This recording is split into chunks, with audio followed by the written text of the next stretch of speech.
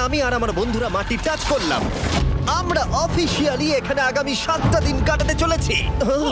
বাবারে, এটা আমার জীবনে করা সবথেকে ভয়ঙ্কর জিনিস। প্রথমত, আমাদের এখন এখান থেকে অনেকটা দূরে যেতে হবে। কেন? যদি ঝড় বৃষ্টি হয় তাহলে এই পুরো জায়গাটা জলে ভরে যেতে পারে, আর সমুদ্রের মতো ঢেউ এসে সবাইকে ভাসিয়ে নিয়ে যেতে পারে। সেই জন্য আমাদের আরো ভিতরে যেতে হবে একটা বেস ক্যাম্প বানানোর জন্য। ভাই এটা পুরো পাগলাম। এটা একটা অন্য জগৎ মনে হচ্ছে। এই কেভ এন্ট্রান্সটা হয়তো দেখতে সুন্দর, কিন্তু দেখে যা মনে হচ্ছে আসলে তা নয়। আর আমরা হয়তো জানি না যে আগামী 7টা দিন আমাদের জীবনের সব থেকে কঠিন সময় হতে চলেছে। সব থেকে বাজে ডিসিশন।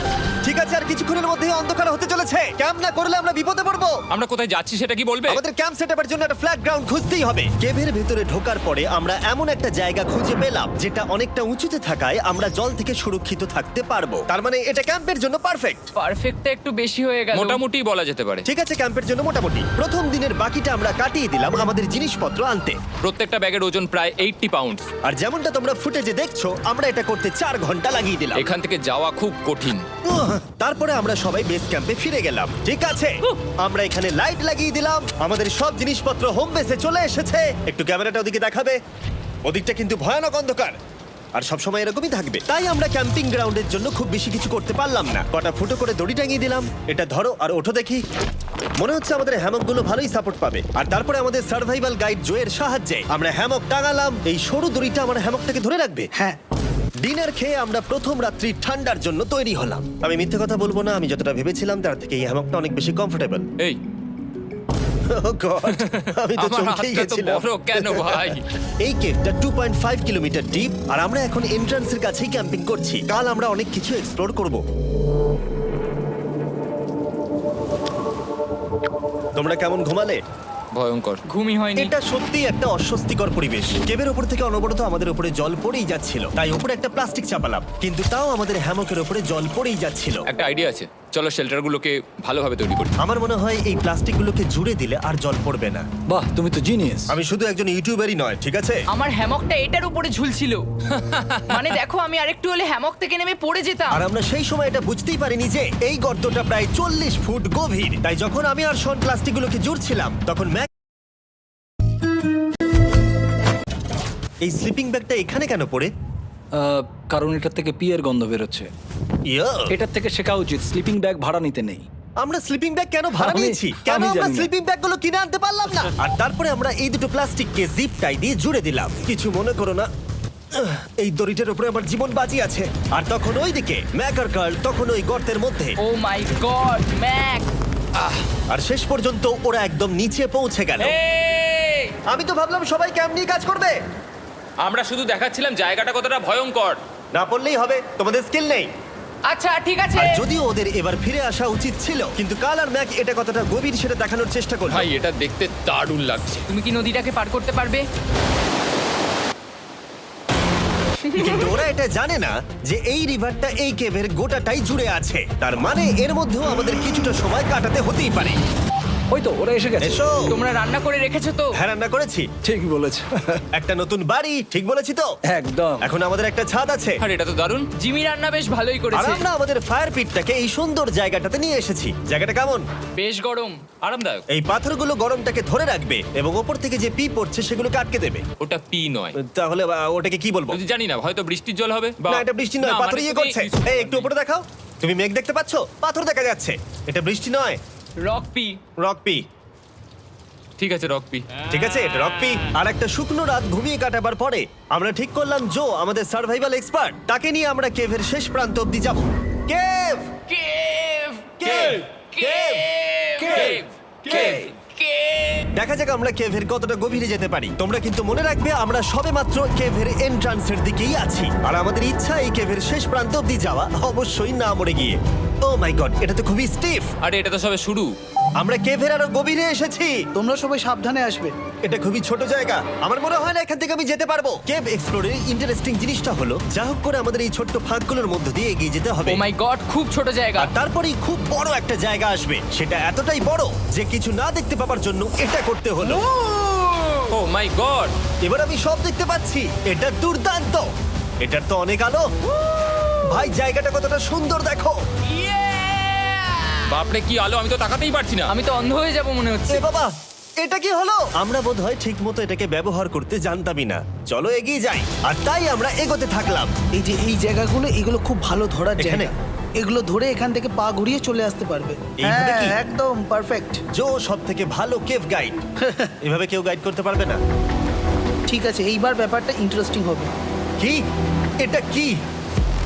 এখান থেকে আমাদের ওয়েট শুট পরে সাঁতার কেটে যেতে হবে। গতকাল ম্যাক আর কার্ল এটা নিয়ে মজা করছিল, কিন্তু এই কেভে আমাদের পরের অ্যাডভেঞ্চারটা ছিল একটা প্রায় জমে যাওয়া নদীর মধ্যে। ও মাই গড, এটা তো পাগলামি! তার মানে আমাদের ওয়েট শুট পড়তেই হবে যাতে আমাদের হাইপোথার্মিয়া না হয়। আমরা এটা কেন করছি? এই এক্সপেরিয়েন্সটা তো জীবনে একবারই হবে। কি? এটা বলতে করলে চাইছো হয়তো আর তুমি? নাও বেঁচে থাকতে পারি। আমাদের এই কেভের শেষে পৌঁছতে হলে আমাদের এই নদীর মধ্য দিয়ে, এই ছোট্ট ফাঁকগুলোর মধ্য দিয়ে সাবধানে ধীরে ধীরে এগিয়ে যেতে হবে। আস্তে আস্তে নামো, স্রোতের কারণে পা পেছনে টানতে পারে। ঠিক আছে, আমি তাহলে নামছি। তুমি ওই দেয়ালগুলো ধরে ধরে এগোতে থাকো আস্তে এটা তো আস্তে। খুব ঠান্ডা। তুমি পারবে জিমি। জানি না এখানে ঢুকতে পারবো কি না। জিমি, এবার তুমি জল থেকে উঠে দাঁড়িয়ে পড়ো। এটা সত্যি একটা পাগলামি। এখানে কি ঠান্ডা! যখন তোমরা খুব ঠান্ডা জলের মধ্যে থাকবে তখন একটা পাথরকে ধরে এগিয়ে চলা খুব কঠিন হবে। ও মাই গড, এটা সত্যি পাগলামি। ম্যাক, গড, চলে আসো। আমার ভয় লাগছে। চলো চলো, পারবে। ভাই। এগোতে থাকো, পেছন দিকে তাকিও না। একবার দেখো আমরা কি করছি। কিন্তু এই বাধাগুলো এতটা কঠিন ছিল না সামনে যা আসতে চলেছিল তার তুলনায়। আমরা পেরেছি। কেভ কেভ কেভ এই, কেভ। একটা কথা শোনো, আমরা 10% আসিনি। তার মানে এখনো আমরা শুধুমাত্র সার্ফেসেই রয়েছি, আর শেষ প্রান্তে পৌঁছতে হলে আমাদেরকে আরো 2 কিলোমিটার যেতে হবে। যেরকম তোমরা দেখতে পাচ্ছ এখানে 24x7 বৃষ্টি হয়, তাই আমি একটা আড্ডা মারার জায়গা তৈরি করেছি যেখানে আমরা কেউ ভিজবো না। আমি ভাবছি আমি যদি এটা না বানাতাম তাহলে কি হতো। আমি নিশ্চিত যে ওদের একটা ভেজা পাথরের উপর শুতে হতো। আমাদের ক্রমাগত এগিয়ে যেতে হবে এবং শরীরটাকে ভিজে রাখতে হবে। ঠিক আছে। নইলে আমাদের শরীরের তাপমাত্রা কমে এটা যাবে। এতটা কঠিন কেন?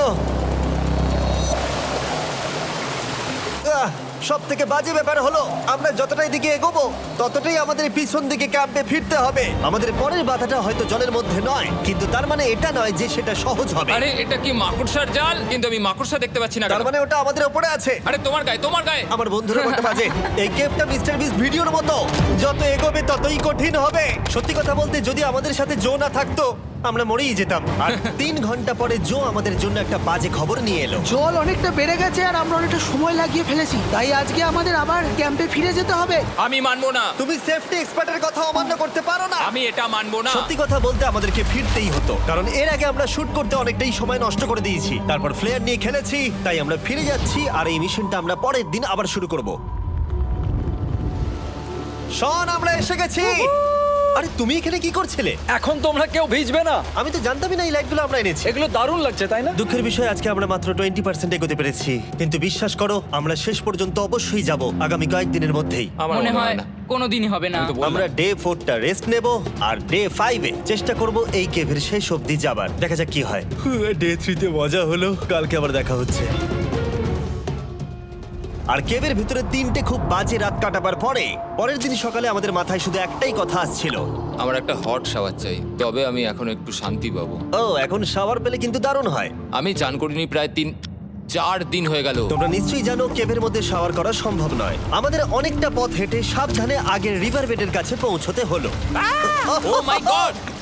আমি আমার ব্রেনকে ফিল করতে পারছি। আমি এভাবে ব্রেনকে ফিল আমার করিনি। কপালটা জমে গেল পুরো। চলো ড্রোন দিয়ে মাথার চুলগুলো শুকিয়ে নি। এদিকে এসো ড্রোন। ও দাঁড়াও দাঁড়াও দাঁড়াও, এটা কিন্তু কাজ করছে। হ্যাঁ, দারুণ কাজ করছে। ড্রোন থাকতে হেয়ার ড্রায়ারের কি দরকার? আর চুল শুকানোর পর আমরা জোয়ের সাথে জার্নির প্ল্যান করতে বসলাম। এটা কি জো? এটাই কেভের ম্যাপ।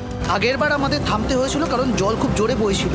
এখন বৃষ্টি কম হচ্ছে, তাই কালকে আমরা নিশ্চয়ই এই কেভের শেষে পৌঁছে যাব। এটা ভয়ঙ্কর হতে চলেছে। প্রথমে আমাদের কালকে যেখান দিয়ে গেলাম সেখান দিয়ে আগে যেতে হবে। জলের মধ্যে ঝাঁপ দিতে হবে এবং পাথর দেখে হাঁটতে হবে। এগুলো সবকটা আমরা যদি পার করতে পারি তাহলে আমরা গ্লো ওয়ার্ম চেম্বারে পৌঁছে যাব। কেমন দেখতে তুমি সেটা বলো না, আমি তোমাদেরকে সারপ্রাইজ দিতে চাই। আমার মনে হয় আমরা পারবো। ওইসব বাদ দাও, আমরা ঠিক কালকে পৌঁছে যাব। কালকের প্ল্যান আমরা চক আউট করে নিয়েছি। আমরা রেস্ট করছি আর ফেস্টিভ্যাল স্মোর্টস খাচ্ছি আমাদের এনার্জি রিগেন করতে। সবাইকে চিয়ার্স। Yippee! জো এই প্রথমবার ফেস্টিভ্যাল Oh, স্মোর্টস দারুণ। খাচ্ছে। জো সত্যি কথা বলবে। এটা দারুণ, তাহলে ভালো লাগলো। এটা দারুণ লেগেছে। আমরা এই চকলেটটা আগে কেন বের করে নি? এটা এমনি চকলেটের থেকে 10 গুণ ভালো খেতে। সত্যি কথা বলতে তোমরা যদি ফেস্টিভ্যালের সাথে স্মোর্স ট্রাই না করে থাকো তাহলে তোমরা মিস করছো। কালকে আমরা পুরো কেভটা এক্সপ্লোর করব, দেখা হচ্ছে। তাই আমরা ভালো করে ঘুমানোর চেষ্টা করলাম আর কালকের প্রিপারেশন নিলাম কেভের শেষে যাওয়ার জন্য।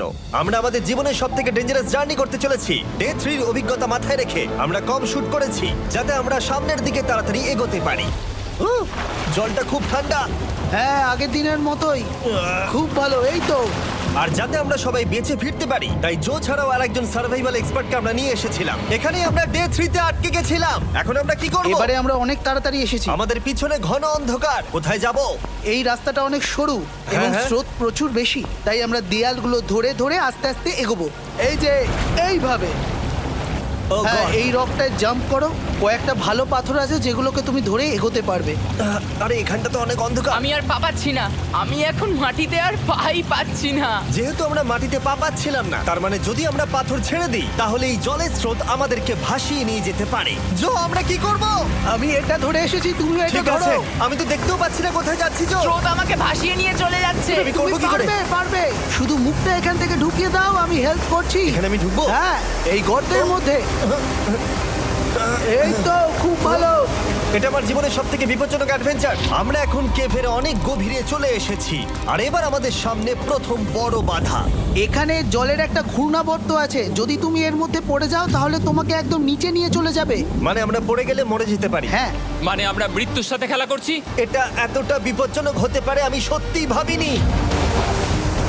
খুব ভালো। এই তো। তাহলে কি আমার পা এখানে হ্যাঁ, রাখবো? রাখো রাখো। ঠিক আছে, এই তো আমি পেরেছি।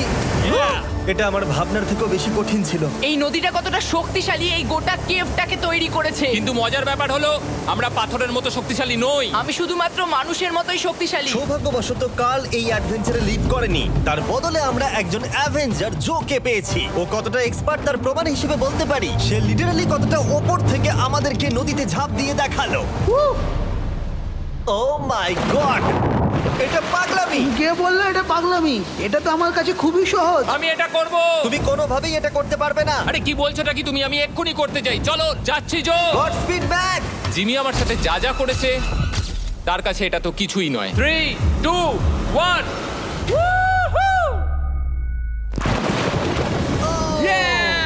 তুমি করবে? না, আমরা না এগুলো শেষ পর্যন্ত যেতে পারবো না। ও মাই গড, আমাদের নিচের দিকে যেতে হবে। আমরা সবসময় স্রোতের উল্টো দিকে কেন যাই? এখন শুধু আমি ভেসে ভেসেই যেতে পারবো, আর কিছু না। এই জলের তলায় অনেক ধারালো পাথর আছে, তোমরা সেগুলোকে দেখতে পাবে না, তাই সাবধানে পা ফেলবে। ও মাই গড, আবার এটা গভীর আরে হচ্ছে। আমার পা তো কিছুর উপরে রাখতে হবে। ছোট পাথরগুলোই একমাত্র বাধা ছিল না, মনে হচ্ছে আমাদের প্রতিটা পদক্ষেপে। ও ভাই, আমি কিচ্ছু দেখতে পাচ্ছি না। এটা খুব ভয়ঙ্কর। কেভটা আরো অন্ধকার হয়ে আসছিল এবং আরো সরু। আর তখন আমরা জানতাম না যে আমরা ফিনিশ লাইন অবধি পৌঁছতে পারবো কিনা। আমি ক্লান্ত হয়ে পড়েছি। এই কেভে আরো কঠিন বাধা আসার আগে তোমাদেরকে আমি কিছু দেখাতে চাইবো। জো, তোমার ব্যাগটা দাও। Thank you. তুমি জানো এর মধ্যে কি আছে? না, জানি না কি আছে। Brand new mister beast lab swamp. সত্যি কথা বলছি, গত 5 ঘন্টা ধরে যেহেতু আমি অনেক পরিশ্রম করেছি, তাই কোনো মতেই এখন এটা আমি বলার মতো অবস্থায় নেই। তাই এটা শুট করার 1 মাস পরে আমি পুরো কেপ সেটটা তৈরি করলাম ফিউচার জিমি নেম ট্যাগ দিয়ে। তারপরে বললাম, হে, আমি ফিউচার জিমি, আর আমি এখন তোমাদেরকে বলবো brand new toy line of mister beast lab swamp সম্পর্কে। এটা একটা কালেক্টেবল টয় লাইন, আর এখানে 119টা ইউনিক ডিজাইন ক্যারেক্টারও আছে যা তোমরা কালেক্ট করতে পারো। আর সবথেকে দারুণ ব্যাপারটা হলো, কোন ক্যারেক্টারটা তুমি পেয়েছো সেটা জানতে হলে এই টিউবে ওয়াটার দিয়ে নাড়াতে হবে আর তোমার সোয়ামস তোমার সামনে চলে আসবে। আর আমি এটা ডেমনস্ট্রেট করতে এই বিশাল বড় টিউবটাকে বানিয়েছি। এই টিউবটাকে জল দিয়ে ভরে দাও। তোমাদের এত জলের দরকার নেই, এটা অনেক বড় বলে এত লাগছে। ঠিক আছে, এটা এখন জলে ভর্তি হয়ে গেছে। এবার এটাকে একটু নাড়াতে হবে। এটা কি আর নাড়াতে হ্যাঁ হবে? হ্যাঁ, অনেক নাড়ানো হয়ে গেছে। এবার জল ঢালো এখানে। জো ঢালছে। আর জল ঢালার পরে তোমরা দেখতে পাবে তোমরা কোন সোয়ামটা পেয়েছো। এটা সব থেকে রেয়ার হাইপোক্রোম, যেটা মাত্র 1000টা বানানো হয়েছে। জো, এটা তোমার। থ্যাংক ইউ সো এটা মাচ। চাই। আর এটা তোমার। কাল কি নেবে? আমার কাছে দুটোই ছিল। আর আমরা শুধু সোয়ামেই থেমে নেই, আমরা এই অ্যাকশন ফিগার প্যান্থারগুলো বানিয়েছি যেগুলো এই ব্রিফকেসে আছে। আর এই সোয়ার্মের মতো এই মিউটেটর যখন তোমরা কিনবে দেখতে পাবে এর ভেতরে কি আছে। কোথায় কিনবো? ভালো হয়েছে জিজ্ঞাসা করলে। মিস্টার বিস্ট ল্যাব টয়েস এখন তোমরা পৃথিবীর সব জায়গায় পেয়ে যাবে। এগুলো সব বেরিয়ে গেছে, তোমরা গিয়ে কিনে নাও। আর কেবের মধ্যে অনেক সমস্যা পেরোনোর পরে আমরা ফাইনালি পৌঁছে গেলাম গ্লো ওয়ার্ম চেম্বারে। ভাই এবার খুব ভালো লাগছে। ঠিক আছে টিম, তোমাদের গ্লো ওয়ার্ম চেম্বারে স্বাগত। এ তো দারুণ। এটা দারুণ লাগছে। ভাই এটা পৃথিবী মনে হচ্ছে না এখানে একদমই। যে আলো তোমরা দেখতে পাচ্ছ সেগুলো আসলে ছোট্ট ছোট্ট বায়োলুমিনেসেন্ট গ্লো ওয়ার্ম তৈরি করেছে। এটা দেখতে অনেকটা মিল্কি ওয়ে গ্যালাক্সির মতো লাগছে। ওয়াও! আর এই মুহূর্তটা, এই ভিউ, সত্যি বলতে এই ট্রেকের সমস্ত ক্লান্তি যেন দূর করে দিল। এখানে অবধি পৌঁছানো যেন সত্যি একটা অ্যাচিভমেন্ট ছিল। কিন্তু এখন আমাদের যাত্রা শেষ হয়নি, কারণ আমাদের এখান থেকে এখন বেস ক্যাম্পে ফিরতে হবে। আজকে ডে 6 হতে চলেছে, এখনো ওরা আসেনি আর আমি খুব ক্লান্ত। আমার মনে হয় না আমি ভালো করে ঘুমোতে পারবো। ওদের জন্য খুব চিন্তা হচ্ছে। এই ট্রিপটা অনেকটাই সহজ ছিল কারণ আমরা স্রোতের সাথে ভেসে ভেসে যাচ্ছিলাম। আর যেহেতু তোমরা এই ট্রিপটা দেখেছো তাই আমরা এটাকে স্কিপ করলাম। কিন্তু সত্যি বলতে এই জার্নিটাও অনেকটা বেশি সময় নিল, কারণ আমরা ক্যাম্পে পৌঁছানোর আগেই 6 নম্বর দিন চলে এলো। শন, সবাই ঠিক আছো তো? আমার খুব চিন্তা হচ্ছিল। Happy day 6। ডে 6 খুব ভালো। এনার্জি বাড়াতে আমরা আগুনের উত্তাপ নিলাম এবং ফাইনালি আমরা কিছু খেতে পেলাম। এটা খুবই অ্যাডভেঞ্চারাস ডে ছিল। কালকে দেখা হচ্ছে, মানে আজকেই হয়তো। এটা হয় ডে কোনোদিন 6 হবে না। নাকি আজকে, না আমি জানি না। এত বড় ট্রেক সম্পূর্ণ করার পরে শারীরিকভাবে চূড়ান্ত ক্লান্ত হওয়া সত্ত্বেও জানি না কেন কিন্তু আমি একদমই ঘুমাতে পারছিলাম না।